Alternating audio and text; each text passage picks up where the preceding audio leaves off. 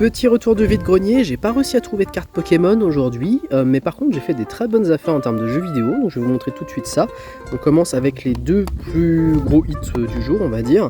J'ai réussi à choper Pokémon Arceus et Zelda Link's Awakening à seulement 3€ chacun. C'était un petit stand qui vendait des jeux de société, j'étais allé pour regarder ça à la base, et puis c'est pareil de leurs jeux pour vraiment que dalle, donc j'ai pris immédiatement parce que je les avais pas. Ensuite, sur un autre vide-grenier, j'ai trouvé 5 jeux Switch. Super Mario Party, ça c'était le tout premier qui était sorti, si je dis pas de bêtises.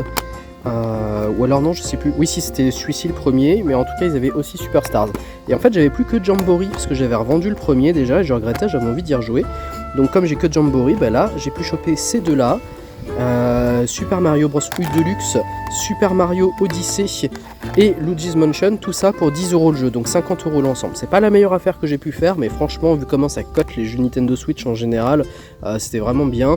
Et j'étais particulièrement content parce que Super Mario Odyssey, je l'avais uniquement en loose, donc là, du coup, je vais pouvoir revendre ma cartouche seule et puis garder la version boîte. Et j'ai trouvé sur un autre stand 3 jeux de PS4.